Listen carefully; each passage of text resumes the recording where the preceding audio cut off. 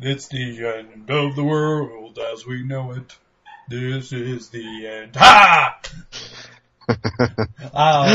That is awesome. We're talking about This Is the End, a movie made by, well, I think Seth Rogen made this, didn't he? Yes. Yes, he did. Awesome. I am so smart. Yes, This Is the End. It's new to DVD. New. It's newer. I don't really, when the hell did this come out on DVD? Was it like last week? Yeah. Alright, so yeah, last week. That still works. So yes, we haven't done an audio fucking review for a movie in a long time. So yeah, woo! Movies! This is that movie that is just with the actors who play themselves, which I think is just awesome. I like when actors just play as actors, because then they could just be really outlandish about how actors really act. I love it how they just make fun of themselves too. My personal favorite was just how they did with Michael Cera, where he was just like this coke up little bastard the whole time, and just like, wow, that's complete. Like he was playing the exact opposite of the Michael Cera we see on screen, where he's just this quiet little guy right here.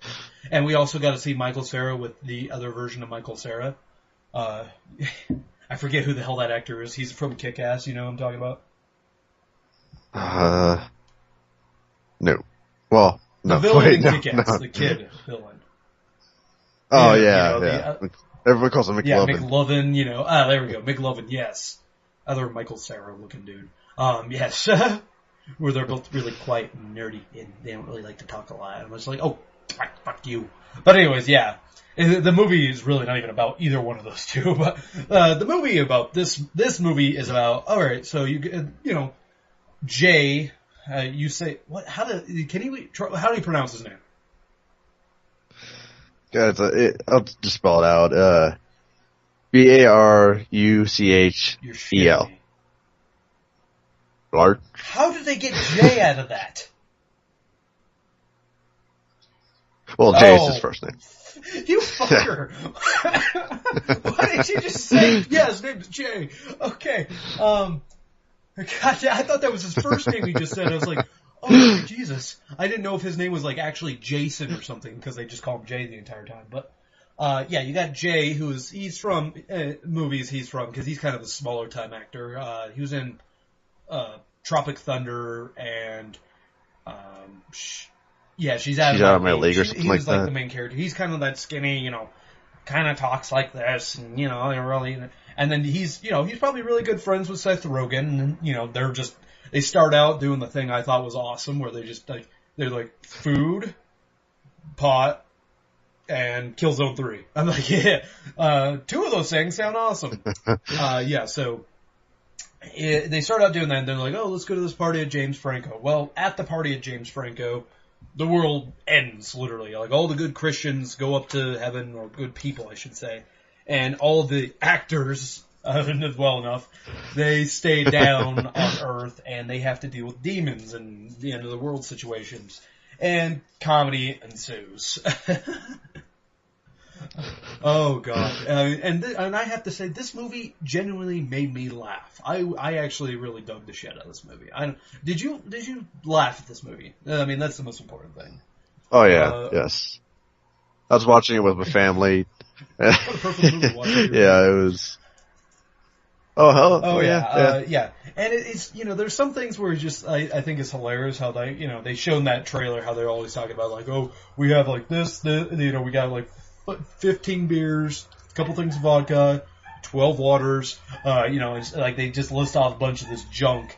And, it's just really funny how they survive off of that for as long as they do. And also, how long they survive in James Franco's house. I'm just like, Jesus Christ, all the demons are everywhere else, but somehow James Franco's house is the safest fucking place ever. Well, I love how none of these actors, I mean, you get a lot of cameos as well in this movie. Like, the none of cameos them are taken up, because it's pretty much a rapture is what's happening. Yeah. Oh yeah, it was that rapture, and all these actors were from, like, they're all appeared in the Pineapple Express's movies. They're all appeared in Seth Rogen's movies. But then you also get the other actors who haven't. Like, you see Aziz Ansari, you see, Jason, what's his name? Jason, I forget his name. Jason, he's from, like, How I Met Your Mother and shit. You get him. Vegas? Yeah, I think so. Yeah.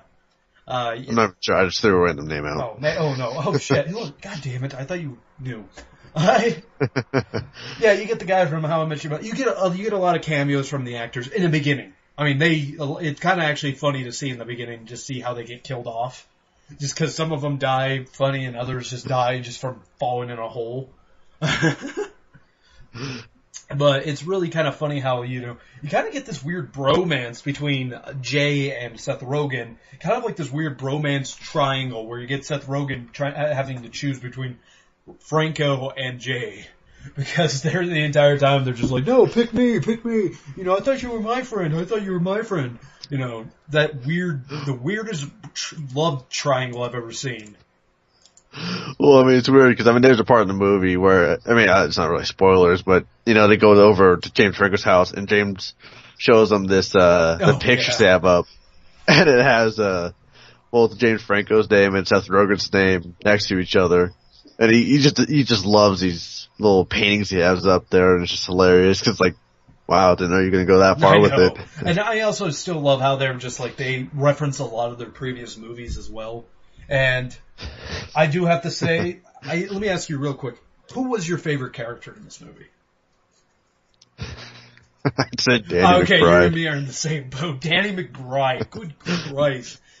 If you want to know who Danny McBride plays, he is Danny McBride he is in every freaking movie, where he's just this, over the top asshole character who just, all he cares about is himself, saying the most weirdest metaphors ever. Just, oh my god. And towards the end of the movie, he turns fucking weird. Oh god. I do have to say though, the way they all get into heaven was just kind of funny, I guess you could say. The way to get into heaven, I guess you could say, is just kind of ridiculous. I'm just okay, really? That's the one way you can do it. Which makes me take notes, being okay, if I'm ever, past the rapture. Yeah, I think both of us are screwed. If you run a website on the internet, you're screwed.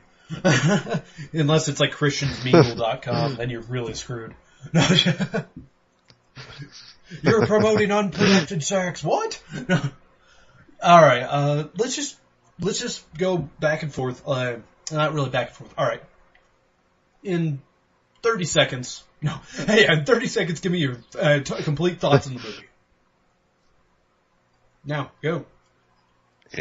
Oh shit. No, actually, I actually love the hell of this movie. Cause, I wasn't really a big fan of Pineapple Express, sue me.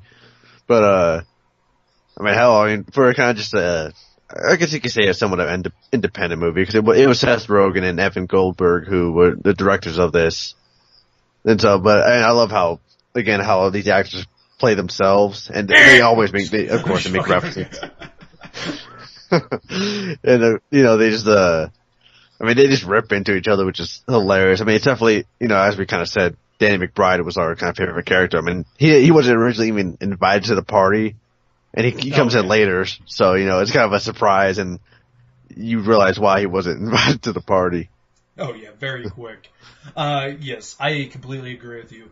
I think this movie hits a lot of good beats with the comedy and how they do it. My biggest problem I always had with a lot of Seth Rogen movies is a lot of it's about doing drugs and pot and all that. This movie, yes, it still has it in there, but it doesn't really relish in it or anything. It has a lot of great cameos, one of my favorite being from Emma Watson. Her, as you all see in the trailers, her robbing them blind because of a misunderstanding, basically. I also enjoy some of the random comedy they have and how they try to justify this and how they always keep turning on each other. So even the music cues. The only thing I have against this is the ending. The ending. They have this weird dance number at the end that is just out of nowhere and is stupid as hell. I did not think it was funny. I thought it was you almost hurt this movie by doing this, because they're using an old, let me just give you a hint, folks. They're using an old ass 90s boy band, and they're trying to make them cool again in some way. Otherwise, this movie is a fantastic movie. I really have little to no problems with this movie, except for some of the ending, and just the fact that, it's funny as hell that you can actually get a joy out of a movie where you're not rooting for anybody, where you're just like, you guys are all horrible human beings, and there is no question why you were left behind during the rapture, because you guys are all assholes in your own respects. Well, I gotta say, I didn't have that big of a problem with the ending. I just thought it was meh. It didn't really affect me that much. I did. Well, it didn't piss me off, but it was one of those things where it just kind of, where the rest of the movie was kind of like, it was almost damn near comedy gold, where I was just getting a kick out of everything they were doing. I was just like, this is a fun movie. And then they get to that ending, and I was like, am I even going to continue to watch this dance number? Because this is really stupid. I was a little disappointed though we didn't get a glimpse of hell to see where you get to see actors go to hell, like, fall in the pits of hell and stuff. And I would have liked to see that, but that's not really what the movie was about. So the movie really is about like these actors who, playing, I guess, the most extreme versions of themselves, of their, of what people, I guess, conceive them as, and just going from there. And I thought that was just a perfect thing. And honestly, I wouldn't mind seeing them do another type of movie like this. I don't know about you. No, I'm in the same boat as you. Yeah. Anything else you want to add to this movie? Because we covered a lot of beats. I mean, it's really a run-of-the-mill comedy. There's no deep storyline to this. There's nothing. I mean, it's just they have some missed jokes. They do have some hit and miss jokes. Honestly, some of the stuff with Danny McBride was a little bit miss. Where it's just like some of the stuff where you're just I was sitting here thinking like, no human being in the world would deal with this shit. And yet he's still in their group. Well, I mean, it's just funny the way to kind of resolve that. Yes, the way they resolve Danny McBride's situation is hilarious, and how he reacts to it. And I do have to say one thing I got a kick out of, and it was some of the weirdest thing in the world. The demons have huge dongs, people. Why mention this? Because we're 12 years old and we gotta make dick jokes. But I guess it makes sense, because if you were gonna be like the unholy demon of the underworld, why not just make yourself have a huge dong,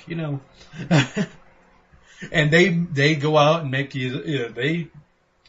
that's like, you don't see too much tits in the world, but you do see, dong.